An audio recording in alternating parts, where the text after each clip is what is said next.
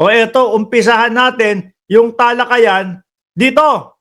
Ayan. O, shoutout muna kay Ma'am Chris Cruz, kay Ma'am kay Someday, kay Jordan G, at kay Shiro Kansaki, Pinky MA, Chi.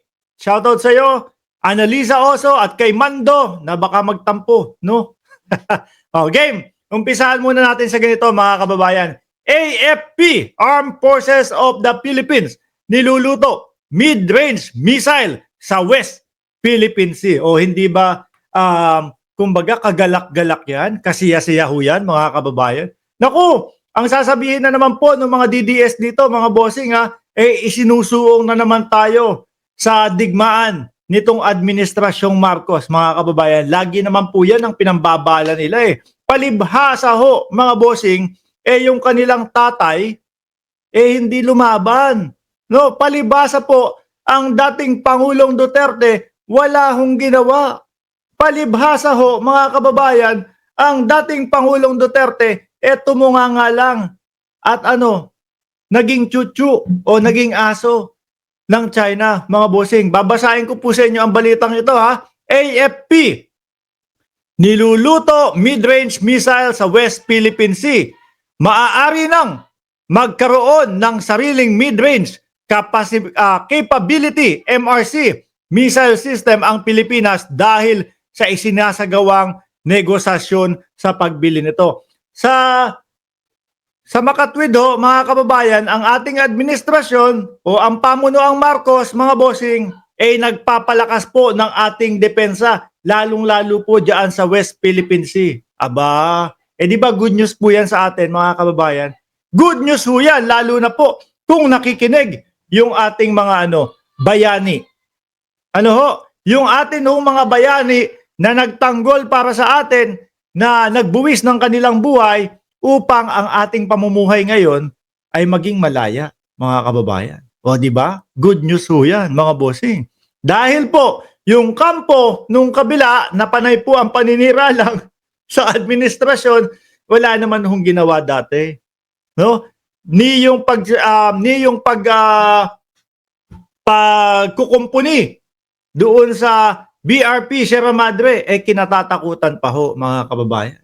Akalain niyo ho yun.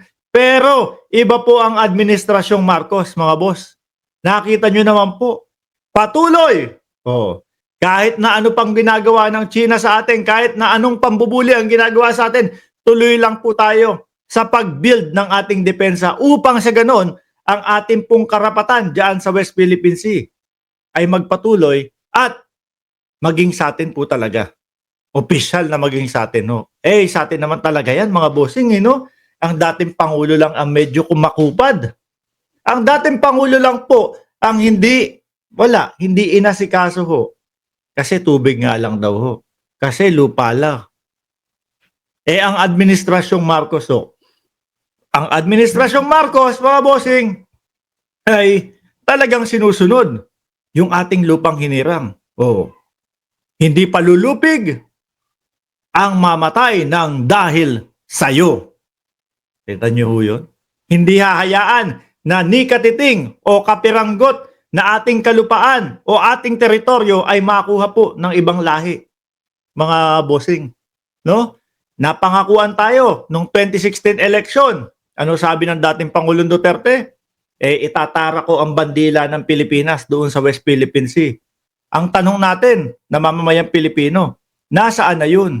Bakit hindi natupad? Bakit hindi natin nakita? Kaya ngayon siguro yung jet ski na sana gagamitin, mga boss, ayun, siguro binebenta na, no? Dahil hindi napakinabangan. Sabi siguro sa post doon sa jet ski, for sale, jet ski, brand new, hindi nagamit. Di ba? Benta na lang. Issue, issue? Wala. Naging sandata lang.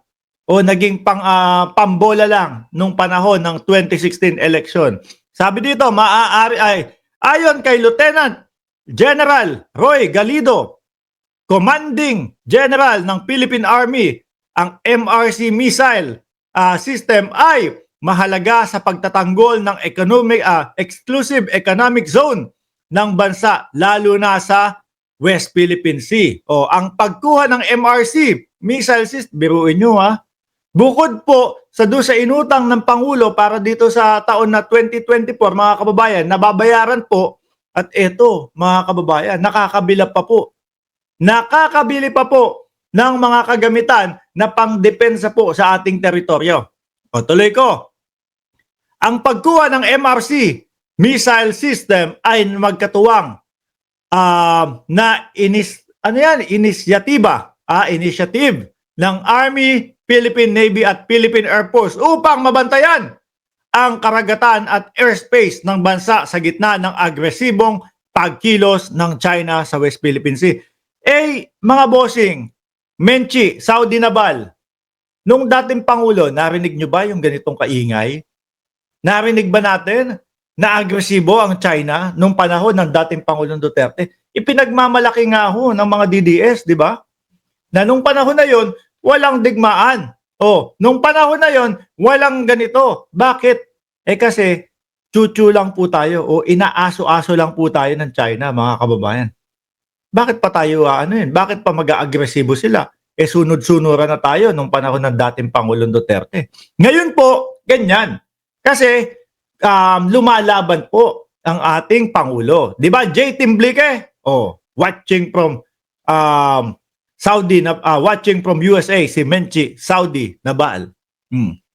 Tuloy natin to. Yes, there are plans, there are negotiations because we see its feasibility and adaptivity. Pag-amin ni Galido sa media briefing sa Philippine Army Headquarters ng Taguig. Bahagi niyan ang Comprehensive Archipelagic Defense Concept Philippine Army sa pagbabantay ng 200 nautical miles. Yung pong China, mga kababayan, pinapasok na po pati yung 200 nautical miles natin No, yung iba nga ho, nakikita na yung mga ibang sasakyang pandagat nila nasaan? Nandun sa Zambales, kung hindi ako nagkakamali, doon sa lugar.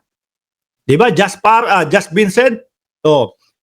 One of our input into be able to defend our sovereignty through this type of platform. Nakikipagnegosasyon na aniya ang Armed Forces of the Philippines sa Estados Unidos at iba pang kaalyadong bansa para makakuha ng MRC o missile system. Yan ang tunay na presidente, mga kababayan.